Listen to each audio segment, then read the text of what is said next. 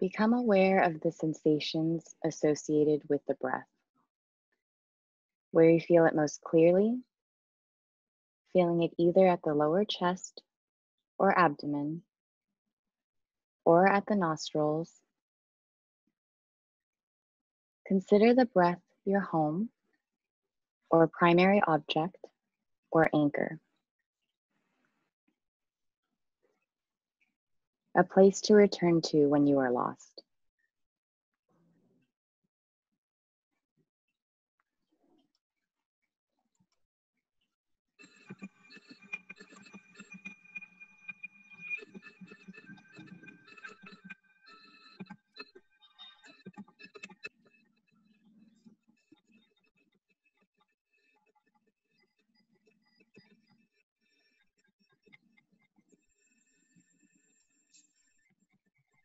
Feel the changing sensations of motion, pressure, tightness or stiffness, softness, tingling, warmth, or coolness. From the beginning to the end of the in-breath, then from the beginning to the end of the out-breath.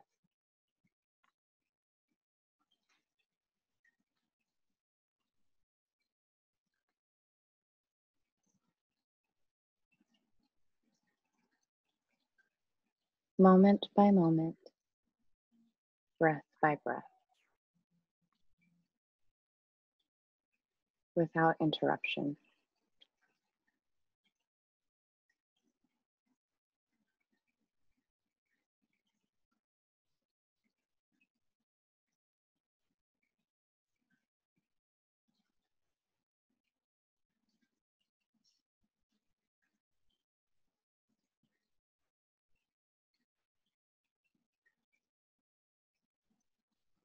Make a soft mental note of rising or in at the in-breath and falling or out at the out-breath if you find it helpful.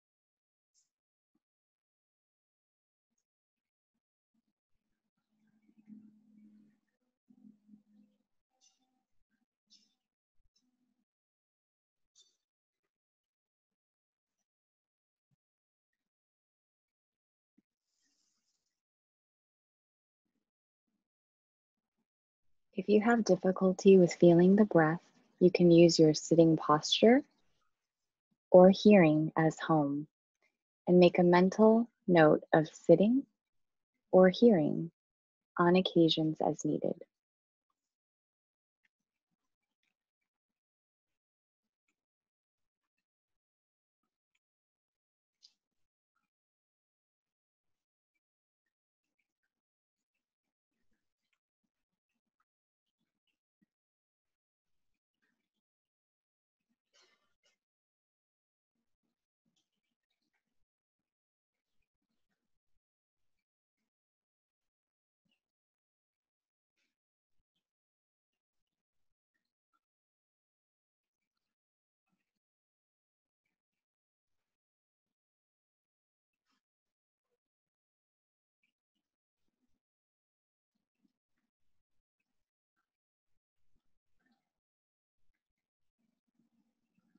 You may realize now that your mind has wandered off, and this is okay.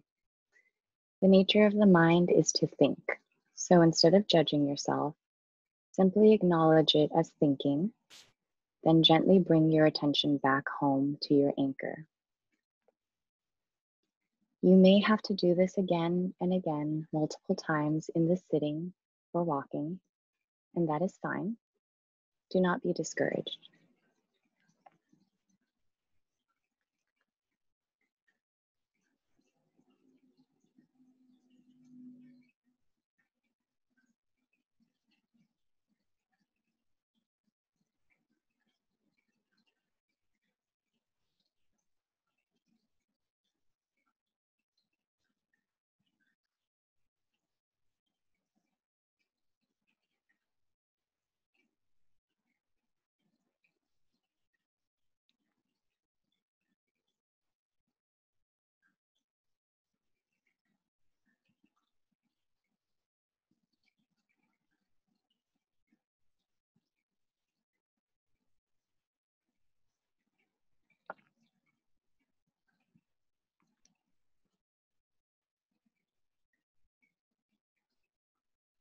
Your mind may be attracted to certain sounds.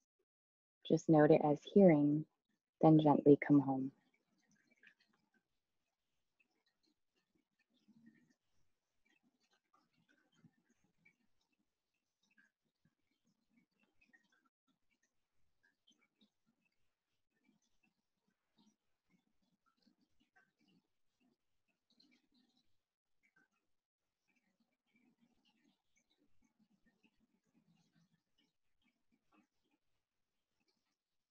A strong sensation may arise.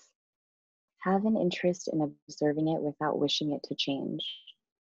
Note it as tightness, pressure, heat, vibration, then gently return home. If it becomes unbearable after observing it for a few moments, mindfully and gently adjust your posture, being aware of the entire movement with associated sensations, then gently come back home to your breath.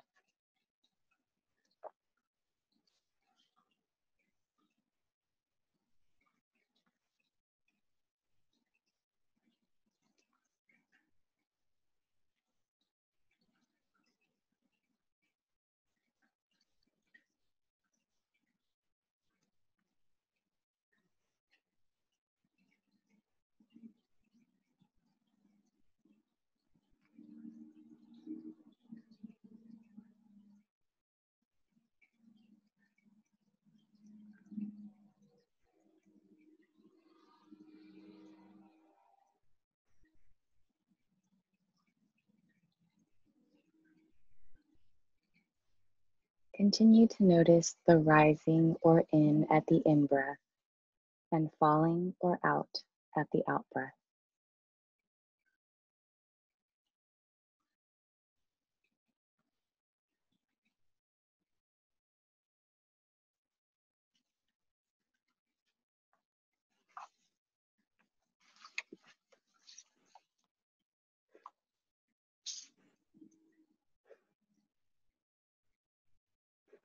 Metta, or unconditional love, is an innate quality of heart that we all have, although we do need to cultivate it at times. It is a love with care, with protection, without expectation of anything in return.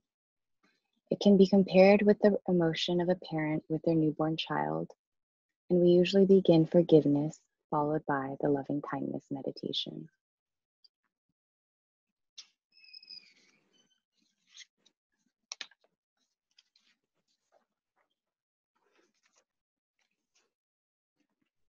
Please feel free to change the words to make them more connected. Remember that the words are just to help you with getting in touch with the feeling in your heart. The feeling is more important than the words. So please repeat silently in your mind. If I have knowingly or unknowingly caused anyone harm or pain, I ask their forgiveness.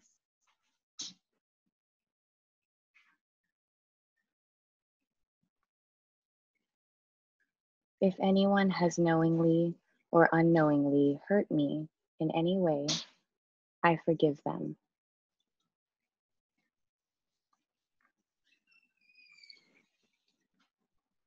I forgive myself for hurting anyone knowingly or unknowingly. I forgive myself completely.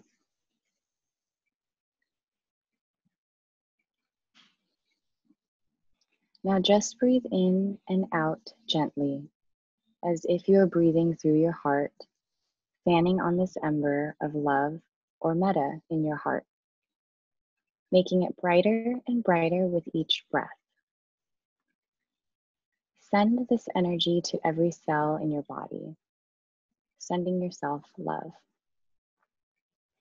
If you find it helpful, picture yourself being a newborn baby or child who is fragile and needs love, care, and protection.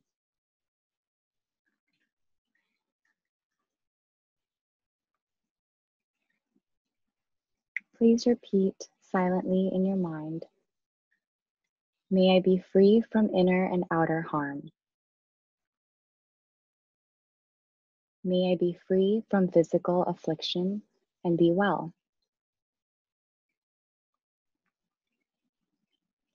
May I be free from mental distress and be happy and peaceful.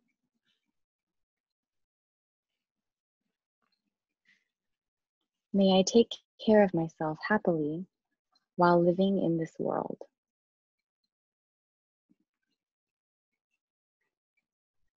May I be safe.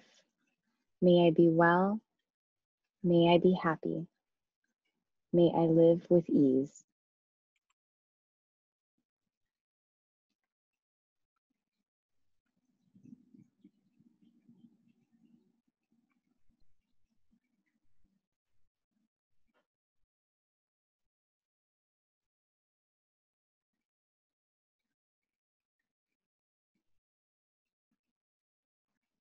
You can continue sending yourself loving kindness, or if you're inclined to, send it now to a benefactor, a parent, or any person towards whom you can feel this love towards naturally and easily. Picture this person in front of you smiling. May you be free from inner and outer harm. May you be well. May you be happy and peaceful. May you enjoy the ease of well-being.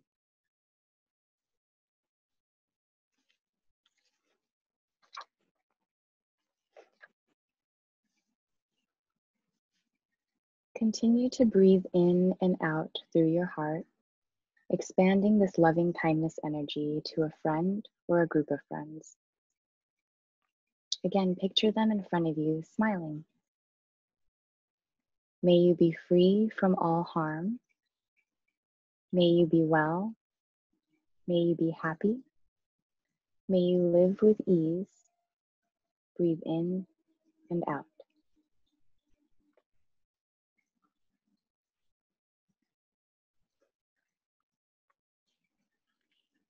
Continue to expand this energy of love to everyone in your house or space that you are currently in. May everyone here be free from inner and outer enmity. May you be well. May you be happy.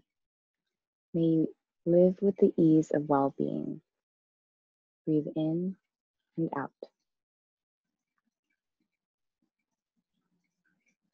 Expanding this energy of love to everyone in this town or city. May everyone here be free from harm. May you be well. May you be peaceful. May you enjoy the ease of well-being. Breathe in and out.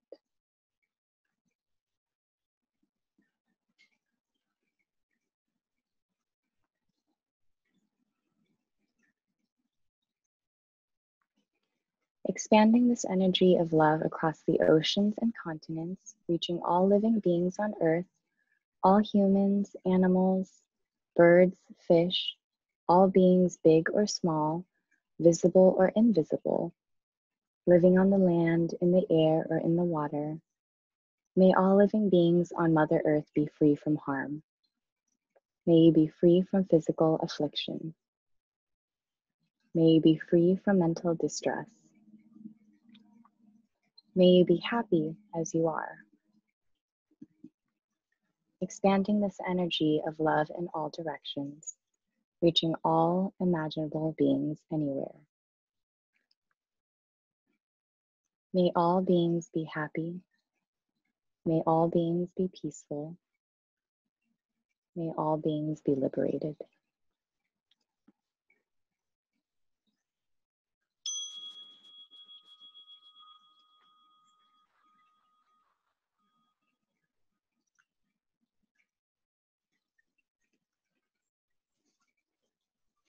And you can gently open your eyes and come back to your present surroundings.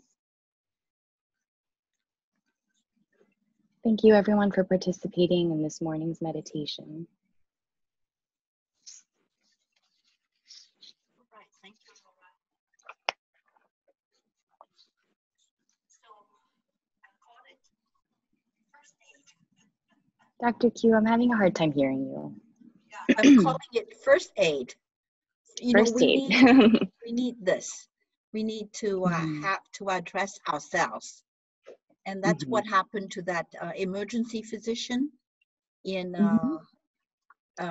New York. She was busy taking care of everybody else, and patients were very, very severe, and she didn't have time for herself.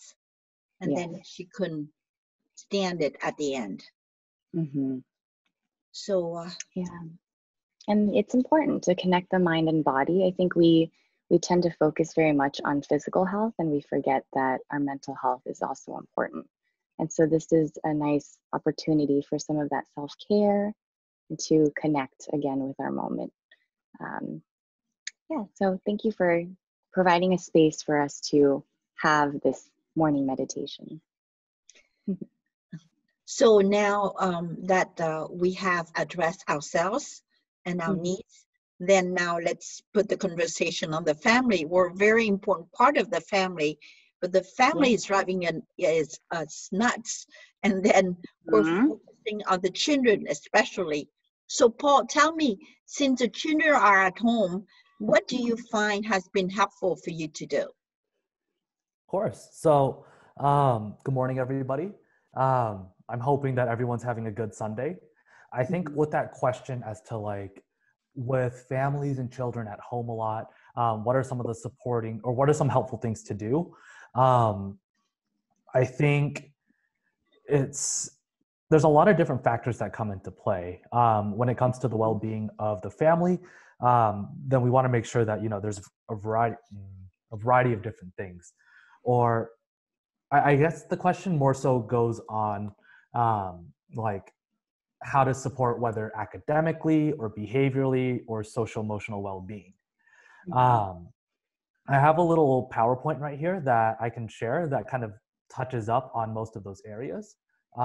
If it's okay with y'all, I can share my screen and then we can kind of run through that together. And if anybody does have like specific questions and such, feel free to put it in the chat room or just jump in and like ask the question. I'll write it down and then we can kind of talk about it. How does that sound with everybody? Yeah, that sounds good. Cool. Sounds great. Okay, so let's get this right here. So supporting academics or like supporting at home in general during COVID-19, I think one of the things that is important going into all of this is just understanding the hierarchy of needs. You know, there's a researcher back then called Maslow, and he's talked about something called the hierarchy of needs. And essentially what he's saying is like, in order for us to be able to reach that top of the pyramid, we have to be able to take care of those things at the base, at the foundation. So for example, physiological needs. Do we have food, water, a place to sleep? Do we have security? Do we have like a home where we could stay at? Do we have a job where we have something to help fund ourselves? Or how's our health? After that, we talk about loving and belonging. You know, are we feeling comfortable? Are we feeling like we have a support network and a sense of connection and people that will be able to help us when we are stuck? And then self-esteem. Self-esteem is just a sense of respect for oneself and for others. And then right at that top is kind of self-actualization, or one's highest potential. And that's kind of where learning is best. And it's hard to be able to really address learning if all of those different things at the bottom of the pyramid aren't met. And Dr. Kyu and Ms. Nguyen, please feel free to jump in and clarify if there's anything that I can better clarify on, okay? Yeah, I would, sorry, if I can also chime in, I think one of the challenges right now too is that with love and belonging, it can be difficult having everyone in the home space, with everyone in the family at home 24/7. And at the same time, it can feel very isolating. So I think that having a group like this can be very helpful in creating some of that. But it is a difficult time. I agree with that. And I mean, I think one of the things that I really miss most being stuck at home right now is not having the large family gatherings. You know, growing up in a Vietnamese American community, I remember those weekend barbecues with family and such, but that's not really a possible thing right now. And kind of like what Ms. Nguyen is saying is like, there's that sense of isolation. So one of the things that addresses, you know, that love and belonging, we live in a time where, you know, there's FaceTime, there's phone calls, we're able to connect virtually at least. So that's something that when I talk to my families and my parents, I encourage them to be able to say, hey, you know, we might not be able to meet in person, but have a phone call, like check in with people. That's kind of the easiest and the quickest thing that we can do at the moment until things get figured out. So I think one of the things that I talk to my families about, or when we first talk to the families at the school, is we make sure that all of these needs at the bottom are met. Like how's the food? Like, do you guys have enough food? Do you guys, like, what's the living situation like? And if they do share or they're comfortable with sharing, saying, you know, we recently got unemployed or things like that, then we would try to help find resources that best support them. I know that 211, that phone number 211, or going to 211, if you press that in Google, you'll be able, it's a great way of finding resources around you to help you with these different things. So I think that's the first thing we need to talk about is, you know, how do we help at home, is to make sure that the basic needs are being met first. So if those are met, like you guys have a home, food's okay, everyone's just stuck at home and you're experiencing difficulties with teaching and behavior at home, that we move on to these other things. There's something that we do in school that's called PBIS, that helps promote positive behavior that can promote learning inside of the school environment. And you can even do this at home to help promote learning in the home setting. So PBIS stands for Positive Behavior Intervention and Supports. And that's more so, let's see. Positive Behavior Intervention and Supports. And it's kind of a way of approaching teaching, whether it's at home or at school. So, you know, one of the best things about it is that it helps promote, it helps create and maintain a safe, structured, and consistent home environment. It helps promote the relationship and communication between the adult and the child. And then you're helping identify and teach positive behaviors that will be able to help address, like, okay, if this is a behavior that you want to address, what is something that they can do rather than they shouldn't do? Because one of the things that we've learned as kids is, you know, we're always told about don't do this, don't do this, don't do this. And one of my students has reminded me of like, well, what should I do?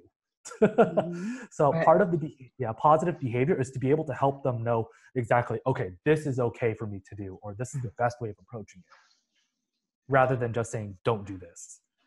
And it's never too late if you miss at the beginning of having the children at home. It's never too late to start now. It's a little bit more difficult because if you've allowed certain things to say, what are the limits and what are the expected things, but then they'll adapt to it. They'll adapt to it. Children are wonderful in that regard. Yeah. Depending on the age range and such, you can have more of an in-depth conversation about that. Like, for example, the younger they are, the older they are, the more you can like be able to engage on a more of an in-depth conversation of like, this is why it's specifically helpful for you. So it's kind of like the example, rather than saying stop running, it's saying please walk inside. Yep. So it's giving clear direction that is kind of like a polite request to start. And then if they don't understand, we can still redirect on what you can do. Because like you said, when we say don't do that or stop doing that, sometimes children don't know what the alternative is. So it's a way of being able to give the students or the children an idea of like, okay, this is what I should be doing. This slide has a lot of information and such, but Ms. Nguyen, Dr. Kiwa, and I have been able to make a Google Drive that we'll share the link with you later on. I'll have this slideshow in here as well as a packet that talks about these 6 steps and how to be able to practice implementing PBIS in the home. But just to quickly overview the 6 steps, one is to be able to define the behavior that we want to be able to help out at home. Like for example, being safe at home. What does that look like? Okay, so being safe means that, you know, we keep our hands to ourselves.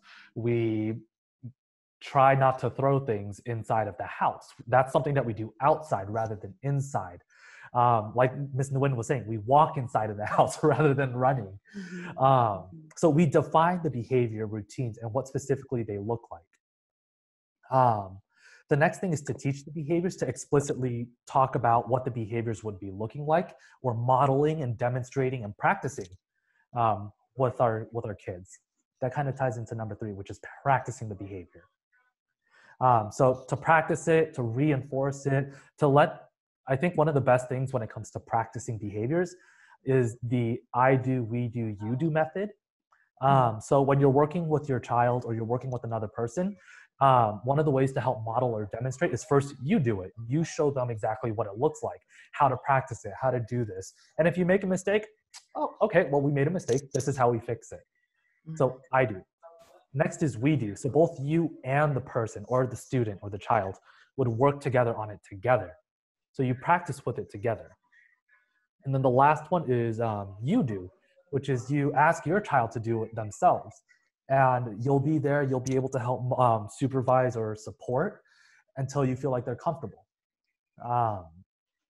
So that's kind of part of practicing the behavior right there, is when it comes to modeling, first you model it yourself, then you practice it alongside with your child, and then you have the child do it, and you're there alongside to support as needed.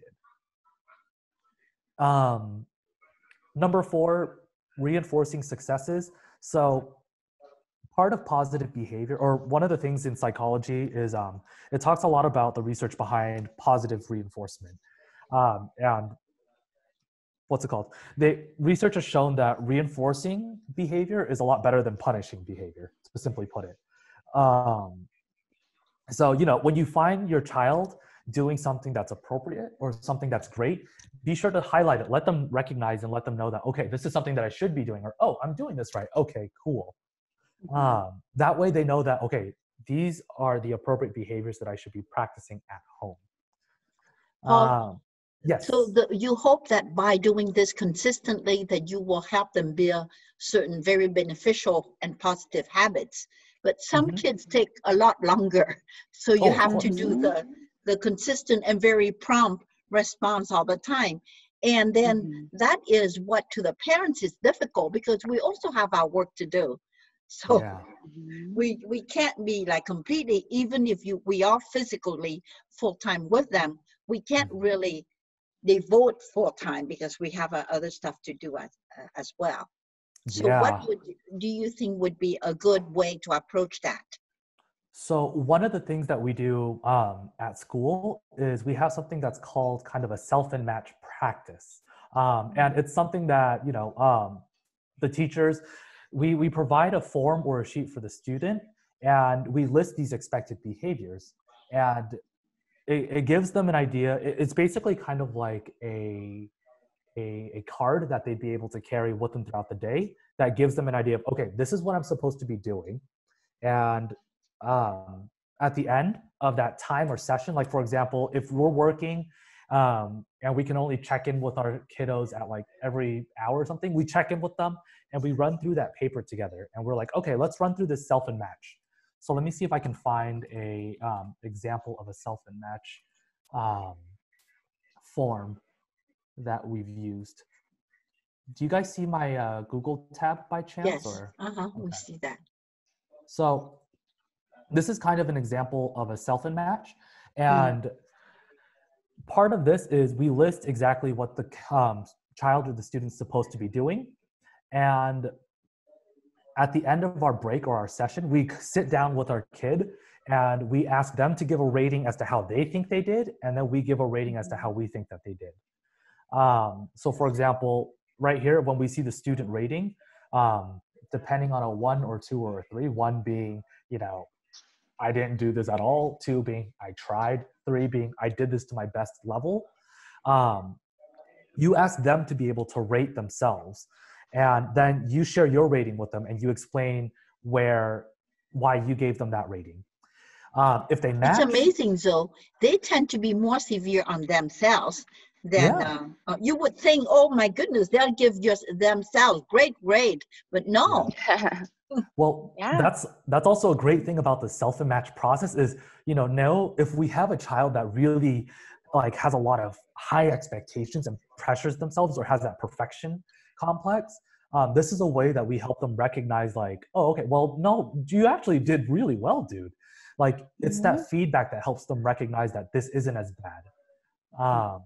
So, and part of this is to be able to give specific ideas of, you know, hey, you know, you gave yourself a rating of a 1, but I actually think you get a rating of a 2 because, you know, I noticed that you got distracted, but you tried to refocus yourself and you highlight those things that they are doing well so that they know, okay, this is what they know their areas of improvement as well as the things that they're doing okay.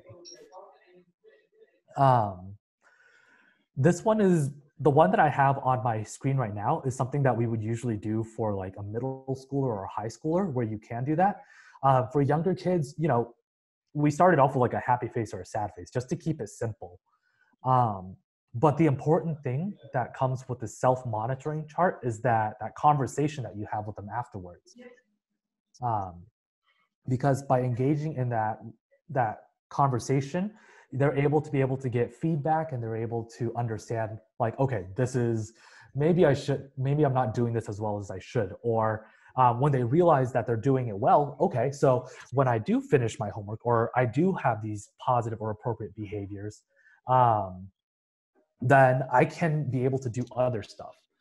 Like one of the things that I tell my students is we have to do the stuff that we need to do, or we have to finish all the stuff that we need to finish.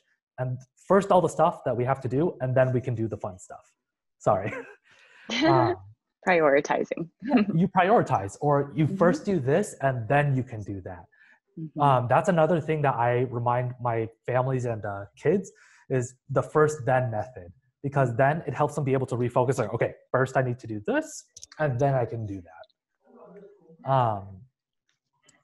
Jumping down as to like how to support our children, you know, having a schedule or a routine and having it somewhere where the kids can see it. That's always a great thing because, you know, especially when we're in the middle of a Zoom meeting or a conversation, we can just refer them back to the visual schedule or the calendar, be like, well, right now you're supposed to be doing this. So if you finish that, then you can do this next thing. Having specific areas for work is a great thing. What was it? To be able to, so try to find one specific place where a child can be able to focus themselves, associate that place with schoolwork and studying and focusing and learning. That's something that research has kind of shown as supportive and helpful. You know, for our little energetic friends or children that, you know, need a lot of movement breaks, I would encourage having breaks in between, having a timer next to them so that they say like, first we work for 30 minutes or 15 minutes, and then we can take a 1-minute stretch break or a 5-minute break, depending on the kid. So having breaks in between all of our work sessions is really helpful. And then also just checking in with the teacher communicating with the teacher is really the key thing that is going to be beneficial in this situation, because they'll be able to give you like explicit or specific ideas as to where your child was back when school was still in session, or what was helpful for them in the classroom that they can be able to provide. So I've realized that I've kind of just rushed through a lot of these different things. But I mean, I think one of the best ways that I can help address this is just having that open discussion, or having questions listed out. I don't know. How does that sound with the rest of us here? Mm-hmm. Cool. But I'll share. Very good. So, and you'll be sharing some of those blank forms with the parents on the call. So I'll be sharing this Google slide as well as some blank forms and templates that you can use to share with your kids, or to do with your kids. I also have a packet that talks about the PBIS process that you can run through, and if you have any questions, I can work with you on it. Yeah, so we'll all be sharing a bunch of these resources with you shortly. Well, so then that's good. In order to maximize the benefit of all this, we parents and people on the call also have our homework, and our homework will be to try some of these things with the children at home by next time. And then we can ask pointed questions to Paul then if we need help with having specific problems with that. Yeah, I'm curious if some parents here in our group would like to share their experience being at home with their children and having them completing classes online.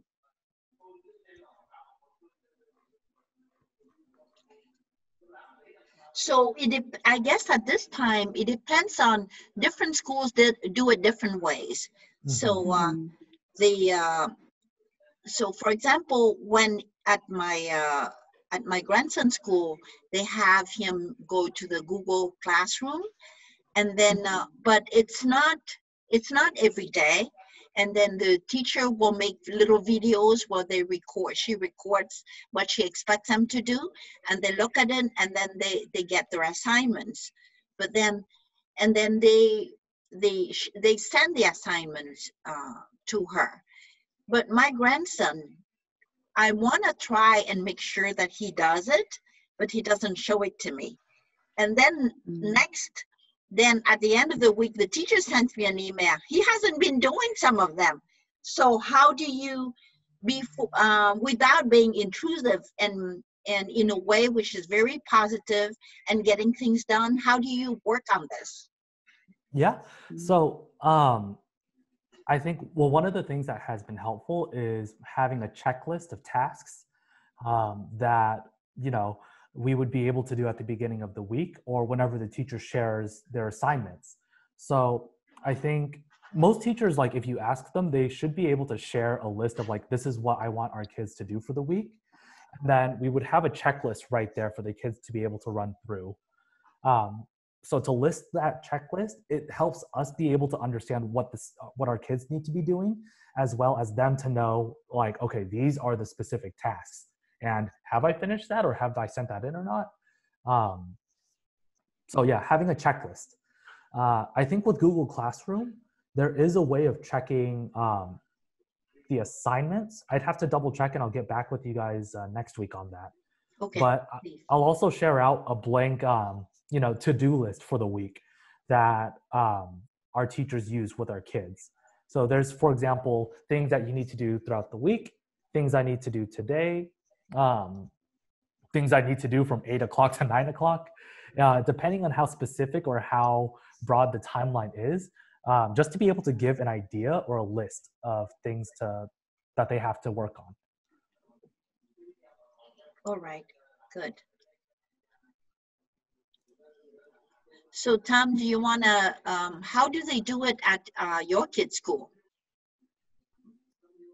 Tom? Yes. Yes, I'm here. Hello? At the kids' school, how do they do that? Do they go on the Google Classroom every day? How often? Yeah, with my three children, they're in. We have one who's a seventh grader, my eldest Chance. He uses Google Classroom. He uses another thing called he uses Zoom as well, and then he uses a third platform called for his grades, and I forget the name of it right now off the top of my head. My second and third children, Ty, who's a fifth grader, and Maya, who's a second grader, strictly use Zoom right now for their teachers. There's different frequencies for each child. One child is once a week, the other one's 3 times a week, and the other one's almost every day.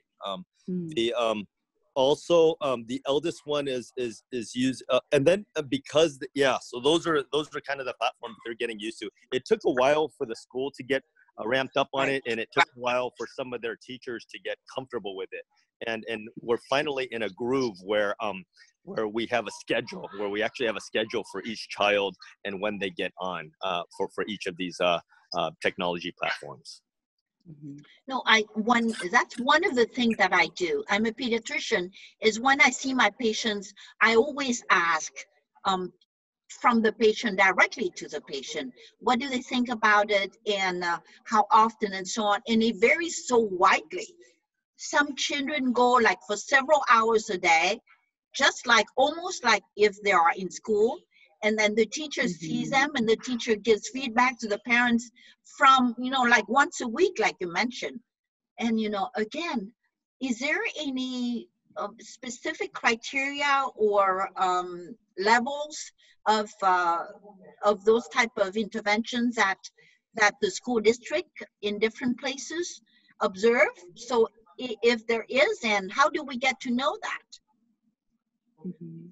The specific interventions, just to clarify, like right, specific as to regarding the online classrooms, is there some standards that have to be met, or is it completely left to the teachers? I think it depends on school districts. Like for example, the school district that I'm working in right now called Carlsbad, their focus is just getting the kids engaged in remote online learning. So, they started it off really easily. Back in April, they had it just one assignment a day or one assignment a week. And then they slowly ramped it up so that now it's like, okay, well, we have like 4 assignments in the week via Google Classroom, and they want the kids to sign on and engage once a week with the teacher. So I think the best way to address that is to be able to talk to the teachers and figure out specifically, okay, what does that look like in the school district? When it comes to supports and help, the teachers usually have office hours, or you can try to schedule a time in which they'd be able to like sit down with you and your family or with the children and give that direct consultation or support. So there's the office hours there. If your kid does have an IEP or is receiving special education supports and services, there's also the education specialist at the schools that can support as well, or they should already be supporting. So to talk to the teachers, to ask for help from education specialists, those are kind of the 2 things, as to like ask for specific ideas as to how to encourage or engage our children with but realistically, Paul, for the kids with special ed, and especially for the ones who have autism spectrum disorder, it is a disaster. It's very hard. Yes. Yeah, that's difficult. So I think, well, one of the things that's important when it comes to working with children that are on the autism spectrum is to provide explicit instructions, routines, and just clear expectations, and just reducing other sensory experiences that might interfere.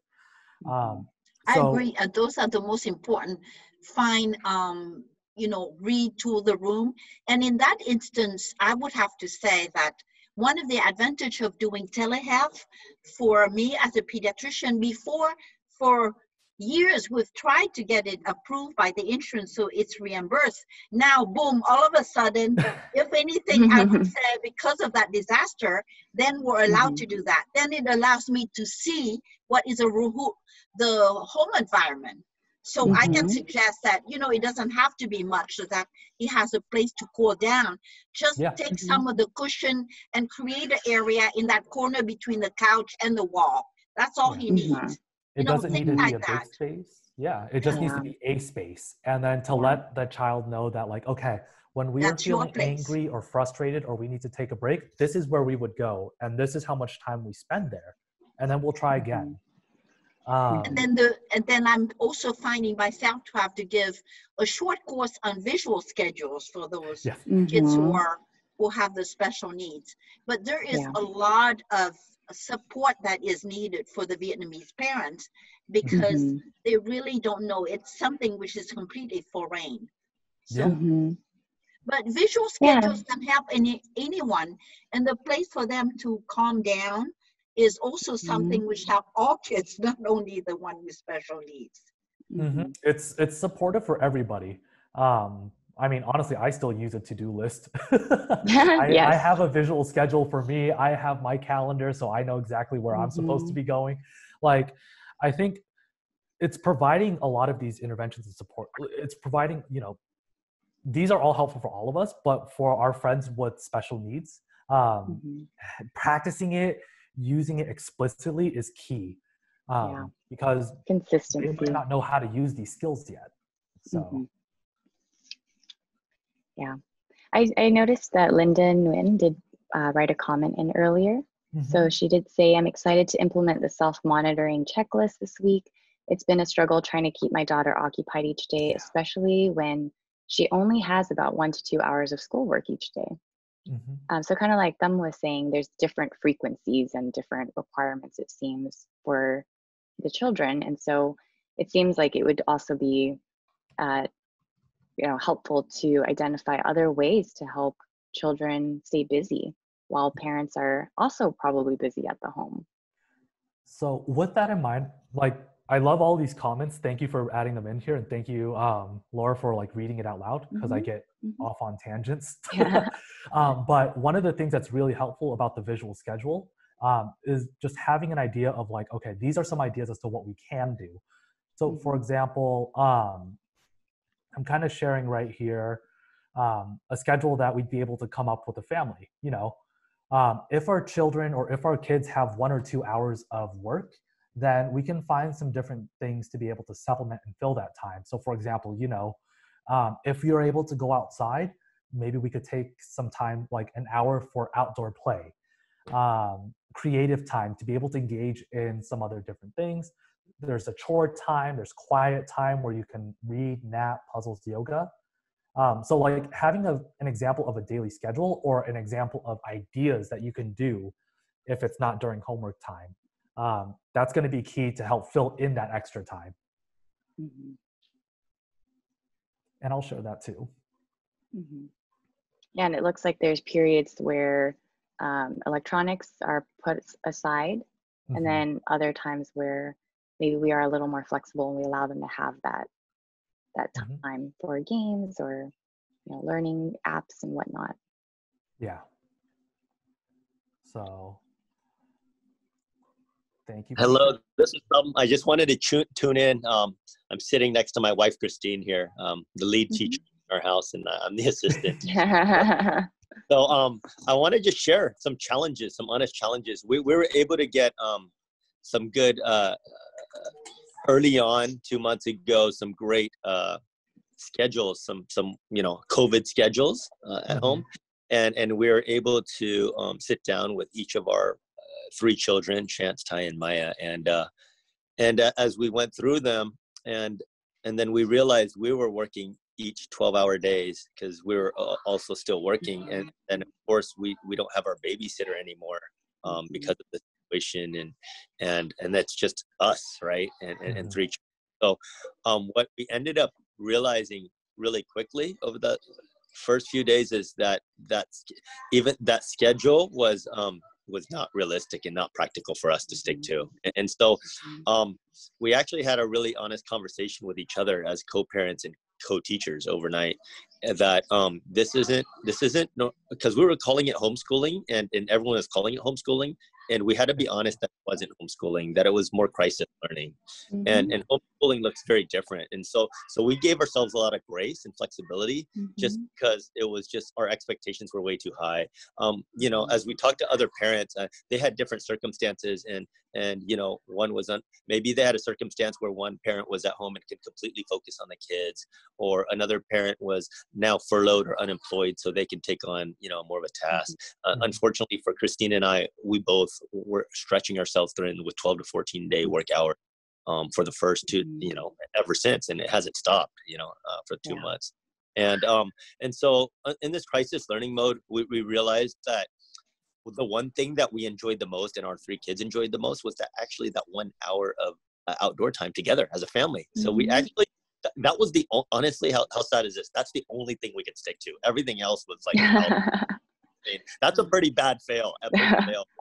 No, I don't think that's a fail at all. I think that's being really, really realistic about the situation. I think it's wonderful to call it what it is, that it is crisis learning. Having that type of schedule for both parents and then having children have this much time at home, it is going to be probably a different day each day. As much as we want structure, maybe structure really is just that one period of outdoor time as a family. And that's the rock that allows each day to have some semblance of normalcy. But the reality is that each day probably will kind of have its, you know, ups and downs and unstructured moments. But I'm guessing at the end of the day, there's a couple to-dos that you could say were checked off.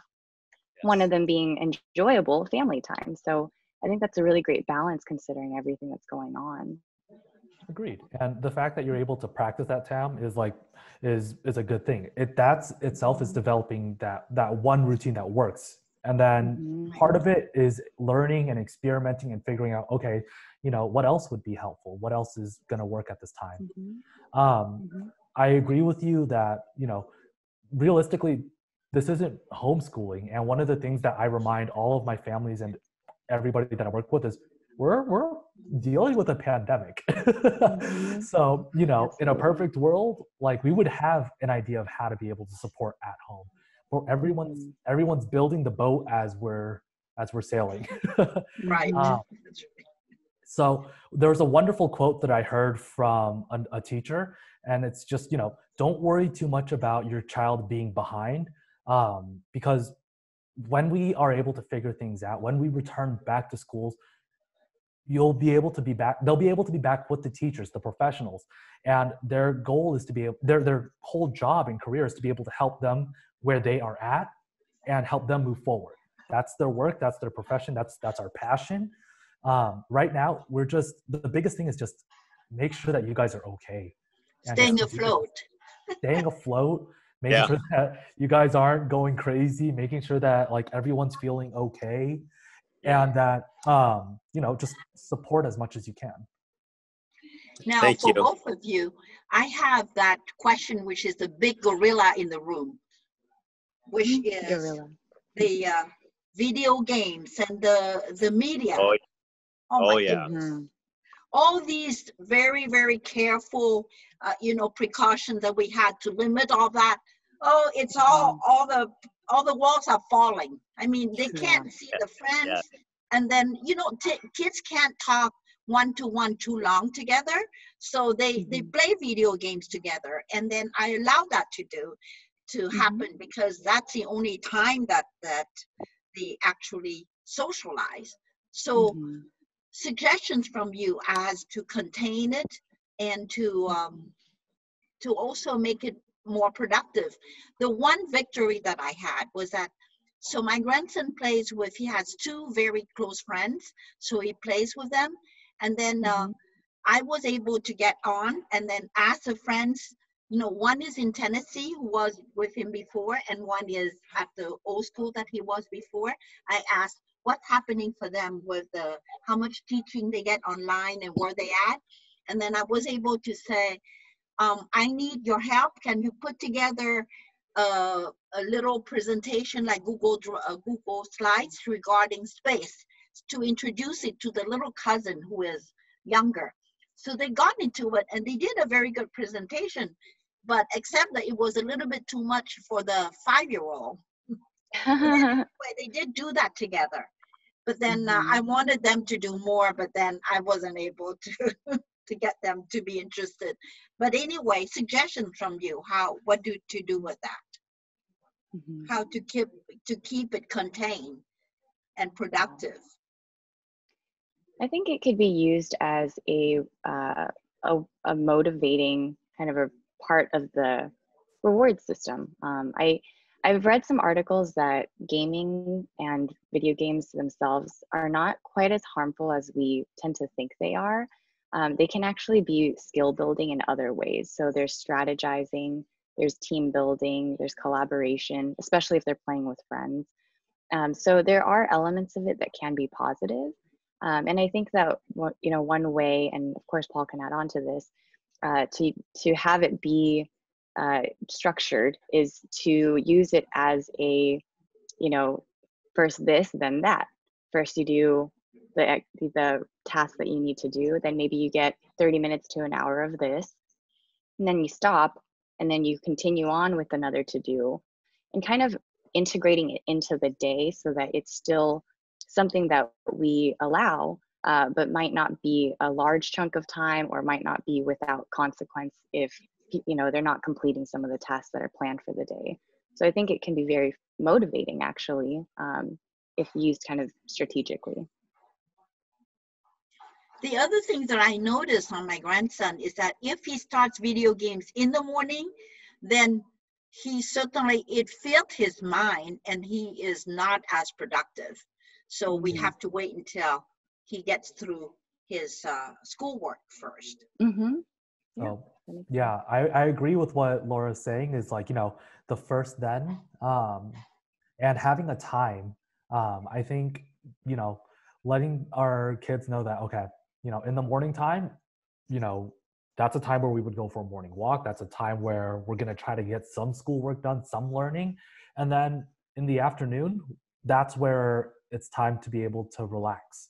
And depending on what the relaxing looks like, you can let them play video games on the weekdays. You can save it for the weekends. It really depends on one's or the child's ability to be able to step away from the game as well. If it's going to like completely consume their mind, then we might want to save that as like a big success or a big thing for the end of the week. But if it's a child or a student that is able to play for like, okay, I can do this for an hour and then I could step away from it, then maybe we could consider having that as an evening or a daily kind of thing. I think moderation is key. What's up? That's a great point. Yeah. And it looks like Thumb also has, he said, our 2 older boys who love strategy role-playing games such as League of Legends are learning from instructors, coaches, and uncles we trust, but they want to play it all the time now. So yes, that is the issue with games. So I think using it as a reinforcer, or just letting, okay, so this is something that you guys really want to get to. Well, first we got to finish the stuff then. And once you guys are done with that, boom, then you guys can spend like the time you want to play. That's kind of the best way, is to let them know that that's kind of the carrot that's at the end of the road, or the carrot on the stick. Linda also said she supplemented her daily schedule with online courses. Udemy's good, nice. Teaching her some of the job duties. The one thing she has become excited about is selling online through third-party platforms to make money, as I don't give her an allowance. Nice, very nice. I love it, but that's the thing. You're also finding real world experiences that they can practice with. So keep that up, Linda. Yeah, that's fantastic. And I think sorry. Oh no, I was just going to ask Dr. Q if she had any things that she wanted us to clarify on. But what were you going to say, Laura? I think what you were saying earlier with the games, it's also helpful to look at the degree of, you know, how consuming it is, because if it is something that's very distracting and can kind of take away from the focus, then maybe you find kind of a mid-range, somewhat reinforcing game that they enjoy, or some time on, the internet, or a learning app, or something that that can be still encouraging, but might not be the ideal game that maybe they get on the weekend instead. So I think you can still kind of integrate in ways to kind of reward throughout the week without, if you know that this is going to be something that's very time consuming, putting that aside for a different day. And then Dr. Q said something. One game that I like, which was suggested by one of his friends, a girl, was a sushi restaurant when they had to alternate to purchase supplies, cook, serve, wash dishes, and clean. But the store went bankrupt. Because one of them purchased too much soy sauce. So I would do the same. The store savings, I'm sorry. Yeah. So that was good. So again, Laura, for the purpose of family life, to keep the mood calm and more tolerant and patient from between one member, between all the members of family, what would you suggest? Besides that one time where the family, Tom mentioned that the family does outdoor with each other and play outdoors, is there anything else that could calm the mood?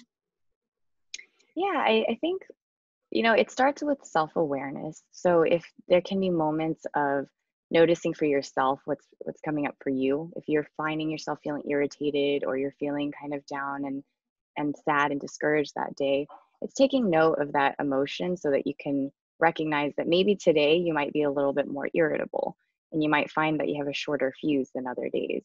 And having that awareness can really help kind of manage, having an unexpected, explosive, argument or conflict. And I think kind of like what Paul had said earlier too, a lot of positive focus. So catching your kids doing something well, kind of highlighting, hey, this is something that, like, I like how you're helping me do the dishes right now, or thank you for putting away your toys, I didn't even have to ask you. It's those little moments that if we can highlight them, it really can create a space of connection and encouragement.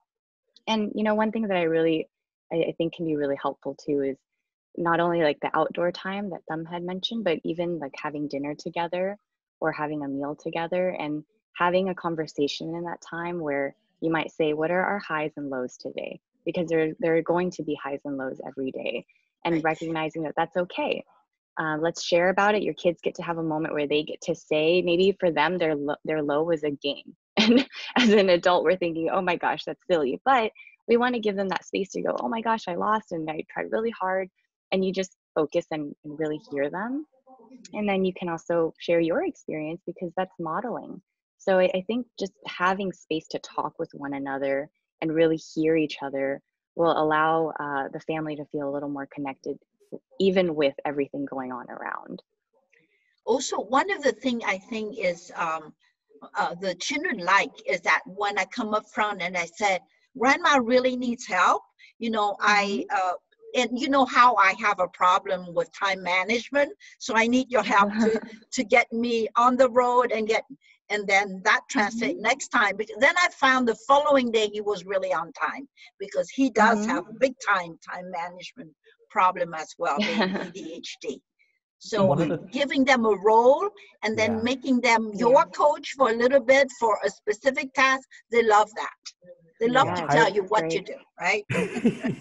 But no, honestly, giving students leadership, or like letting them know that, okay, this is leadership or like responsibilities. It enables them to know that, like, okay, I am do this, I can do this, I have this strength, and celebrate that. Kind of like what you were saying, Dr. Q, is just, I need help in this way. Can you help me? And they'll rise up to it. So that's a great way of being able to encourage their kids or your kids. So on the other participant, Karina and Quinn, do you have any contribution or any questions that you want to voice? Or you can type it in if you're not longer walking. Karina, go ahead. Yeah, my question is, because of the stay at home and all that, the kids have more free time to be at home, and they're online playing more video game. What is the appropriate, I guess now, amount of time that they can play? You know, do you think like 2-3 hours or 4 hours is too much? They don't think it's too much. I think guess the thing is, it depends. Yeah, go ahead. But what were you gonna say, Laura? I think if we kind of think of it as our own as adults, like how much we watch TV, right? So maybe that's one way to also kind of gauge like what would be, like, would we be okay with us watching TV for 2 hours? Maybe 4 hours, maybe not so much. So I think kind of gauging that could be one way to look at it. But go ahead, Paul. I know you were going to speak. I think the thing is, it depends. Kind of like what you're saying. Are they watching stuff on YouTube, or are they engaging in some kind of game where are they engaging in a game? Are they watching a video? Are they chatting? Are they just like voice conversation? It depends exactly what they're doing. And like Linda is saying that playing Roblox for 6 hours plus a day, yeah, and being noisy about it. I mean, and that's what I said, because they don't see the friends and they're playing together. So you have to give them additional leeway, because it's not playing by alone, it's playing with friends. So that's the only way they can socialize. Well, one of the few ways they can socialize nowadays. So do we give them more time because we classify it as the socialization time, or what is reasonable? Yeah. With Linda's response of 6+ hours, I might want to encourage maybe reducing it down, or at least having it blocked into different chunks rather than 6 hours straight. That way, like, you're able to get some form of exercise, some form of fitness, or to be able to just have your mind be able to take a break from looking at a screen for 6 hours. And then Quinn Vo also said, my 16-year-old daughter has her homework done, but stays up talking to her friends past midnight.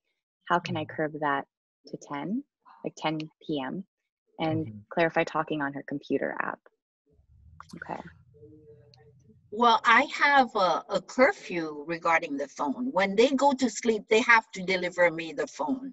Nobody keeps a phone, because otherwise, you know what I see a lot in my patients, they come in and they don't sleep. It's because ding, in the middle of the night, they get that message from that friend who doesn't sleep. Then they wake up to answer it, and then ding, another one, and that goes on and on. So you have to do a telephone curfew. If you do it consistently enough, they'll accept that. Yeah, I think that it's very much I think this is a great space to talk about, like, how much time are you comfortable with individually? Because it is very much a parental decision, like how much time you allow. And I think that breaking it up into different chunks can be helpful. And looking at the purpose of it, is it to socialize because it is an isolating time? I see some saying that your daughter made a game for you, or an account. So that's fun. You're the cool dad. And I want to clarify because she was playing on Roblox, and me and my wife were very scared about that, because they can actually so they can add and accept strangers, complete strangers, and they could be sexual predators. So we were very worried about sexual predators who are posing as little Actually, can I add something to that? And in regards to the sexual predators, I had an issue a few years ago where there was a man luring little girls in the Roblox game. So that's why I was a little concerned with it. And good thing I caught it, and I happened to be sitting next to her, and I looked over. And I was reading the comments in the chat. And that's when I had a conversation with her to talk to her about what's appropriate and what's not. That's exactly why I did, because I remember our mutual friend, Linda Tracy, sending out about the sexual predators on Roblox and the sexual issues with that. So I joined my daughter who's on Roblox all the time. It's their favorite game. And so I wanted to know what's going on. I told her to set up Daddy an account. Daddy was going to come on. I know she's been on it. I know all her best friends are on it. So I jumped in and I played, and, you know, it was boring to me. All they did was this other stuff. But I wanted to be, for me, I wanted to observe into what's going on. And then, you know, it went well. The session went well. But then I was like, no, this is kind of weird now. Now I'm the dad who's in there with her friends, so I need to talk to all her dad. I let them know. The other dads. Now I'm the dad who's checking on my daughter and hanging out with her daughter's friends now, right? So but as I did that, I was like, you know what? I need to know where my daughter's hanging out online in the cyberspace world. I need to know who's trying. I'm like, and I looked at her friend list. I'm like, honey, you're 8 years old. Why do you have over 100 friends? Who are these people? Wow. And then she said, Daddy, they're the people who are nicest to me. They're the people who give me things online. And then my wife and I just had so then we had to sit her down and say, some people give you things online to be nice to you, to form a relationship, because they have other motives too. And that she didn't understand that concept yet, you know? And so we had a very honest and direct conversation about that. So we've had some serious adult conversations for our 8-year-old daughter that we didn't have before, you know? And it's uncomfortable, but as we balance her innocence and naiveness with the reality of real life, and that there's other people out there and adults out there who have mental illness, you know? It's such a fine balance of what do we do with our kids in terms of exposure to reality of the world, as their friends are starting to cuss and do drugs and you know, and date, versus being a loving parent who wants to, again, keep your kid, you know, in this bubble, right? And that's, we know there's got to be a balance, and it's a very difficult thing in parenting, and we're challenged with it because we have a 13-year-old in the house now and an 8-year-old very naive daughter in the house. Yeah. And well, that is actually one of the purpose of doing this group and talking together and picking up, you know, ideas from others. And then also having Paul and Laura giving us some overall, you know, you have more experience, you know, a variety of different people, and then you can tell us what may work. But I could share with you, I have no regret about setting up the Roblox account. I can totally log in and know them. I join their chat rooms. I'm very proactive as a dad. If the worst thing that can happen is that her friends think I'm some weird, creepy dad, I can live with that. I can't live with my daughter being, you know, a victim of predatory. Right. And so I'm very proactive about it now. And like my daughter trying to invite me on, I don't have time and I don't enjoy it, but I'll do it because I want to protect her in these crazy chat rooms, in these crazy live places. There's just not knowing who's behind these other names. I'm scared for that. Yeah, part of that is just having a conversation with your children as to like online safety, like, you know, what you hope that, who you're hoping they're hanging out with, what are considered like appropriate things to share online, what is not considered appropriate to share online. Some of those things that like could be considered as red flags. We teach our kids about stranger danger in school, but one of the things that we're starting to teach our kids as well is online safety. Like, what are some of those weird questions that if a stranger do you have a suggestion of a good YouTube that they can look at that? Actually, so because of this, like near the end of the conversation, we were talking about internet safety. I was gonna start drafting like a little Google slide that I'll share within the folder, and that we can talk about at next week, or we can talk about it at a different time. But just as to how to approach internet safety, and I guess in this one, it seems like a lot of our families are talking about Roblox. So I'll do a little bit of research into that. Oh my gosh, you know, that is so popular. Roblox is a big one. I wanted to, as a fellow parent, also address Quinn, our fellow chat room member, about her 16-year-old daughter and the homework being done and staying up, our friends past midnight. So I got, you know, I don't have a 16-year-old yet. My oldest is 13, but I did get some guidance from a mentor who did something that worked, and I wanted to share what I learned from that mentor. And that mentor said he had a 2 daughters and a son. They got through their teen years, and one of the rules that he had was he was okay being the strictest family out of all the friends. And he said they actually came up with a really good contract, and the contract actually specified that he said all his research showed all the bad things that teenagers do is kind of between this 10 p.m. to this 5 a.m. Right. time block when they sleep with their phones. So he says there's a rule now in our house. I can't judge on other houses, but my contract says all my teenage kids, including mom and dad, we put all of our devices at 10 p.m. on the island downstairs in the kitchen, and they don't go to individual with you. And we all sign off on it every night, and it's a rule. And until we wake up and eat breakfast, that's when you get it back on. So we all charge our phones at the same time, and nobody gets to sleep with their phones individually in their private. That's what I was saying, that when I said that a curfew for that, which is, like you said, it's not only the time set, but everybody has to put the devices there. And like you say, it has to start by the parents. Otherwise, but the beauty of it is he had buy-in from the kids because they created the contract together. It wasn't a mom and dad contract. You sit down, and so we did one now. Christine and I, my wife and I, sat down, and we each customized the contract for each age-appropriate kid, and they got in contract, and we all have signatures on it, and we've pasted it up on our refrigerator. So every day we go when we get anything out of the refrigerator, our 2 sons and daughters actually have their names signed on the contract with us, so they know what a formal contract is now. That's great. And it was good democracy. Good democracy. So I want to share that. Another big win that we had out of COVID is we were able to form a gratitude jar. So we do the dinner. So we do the dinner, and it's called the high and low game that Laura talked about, and we do that, and it's gotten boring over time. We've done it for 2 years now, and we've run out of highs and lows, quite frankly. But what we did do is we converted it into a gratitude jar. So everyone writes a note. Everyone writes one note. What were you grateful for that day? And so we actually renamed our family instead of each having individual name. We came up with a family name called 5 Winning Hearts because our last name's Win. So we came up with a name called lovely. And then we came up with a family mission statement that's to live a happier and healthy life while helping others, right? And so we came up with all of these together, and our daughter even renamed our gratitude jar. So our gratitude jar was the gratitude jar for 2 months. She recently renamed it this week to the love jar, and so we let her redesign.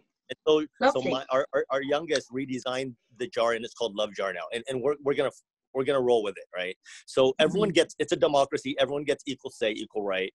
And so we're negotiating through all of these, but we love, my wife and I love that they have a say, right? And that they have a say in all those rules. It's not about, it's mom and dad's house, so we make every single rule, and you guys are just followers, and you guys can't wait to get to 18 and get out of the house, right? Yeah. No, these are your rules too. You guys have your own room and your own private space, and so we're trying to navigate these, and so obviously I'm just sharing because I'm learning some of this from other mentors who have teenage kids, but I'm just sharing because my kids are starting to get to that age as well. Yeah, fantastic, great ideas. Let's jot it down somewhere for.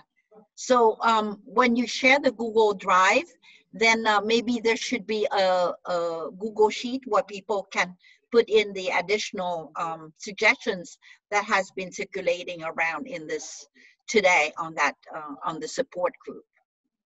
So I'll start drafting that right now, and I'll put that in there. Okay, great, fantastic. Well, I think that Karina, do you want to add something else? No, I'm good. These are very helpful informations I'm getting today. Thank you. So Paul, for next time, Paul and Laura, I have a request. So we want to go a little bit further more into the video games and how do we redefine it in a way that, and also some age appropriateness for each of the levels. And then that's one. And then number 2 is that, and then of course, part of that is having a YouTube or some resources so that they can learn internet safety. And then the second one is that how do you gently lead into some kind of family mindfulness type of thing? Because that would be something that we can do together.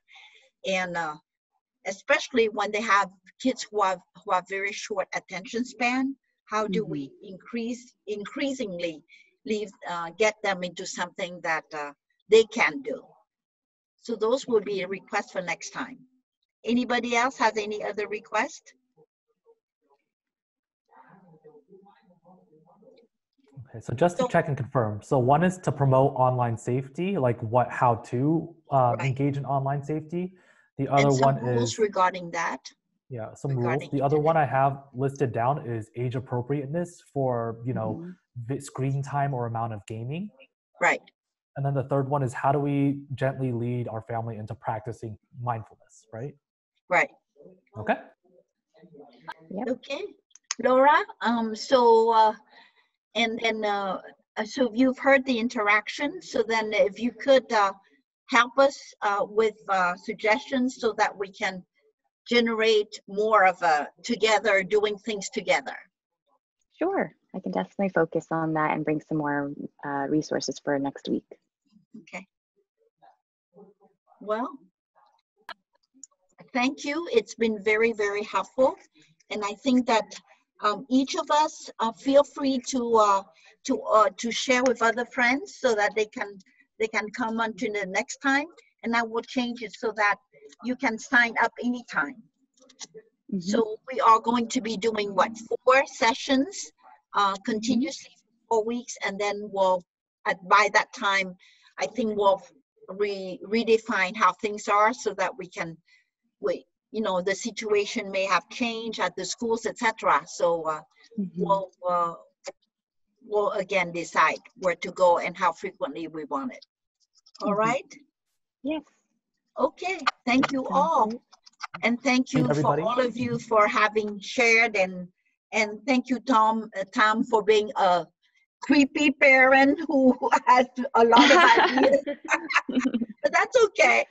We need to creep in our children's world to make it safe and make it I'm gonna err on the safe side. I'm a dad, right? And I love my daughter, so I'm gonna err on the safe side and try to figure this out until I get more guidance. We're just going to try to be proactive and be part of our kids' lives as much as possible. Yeah, but thank you, everyone. All the stuff today was great. Thank you. I really appreciate this forum. Yeah. Okay, thank you all. So next Sunday will be at 9. All right. Yes. Great. I hope everybody has a good rest of the week. Okay, take care. Yeah. Thank you, Take care, everybody. Thank you for joining. Bye. Bye. Bye.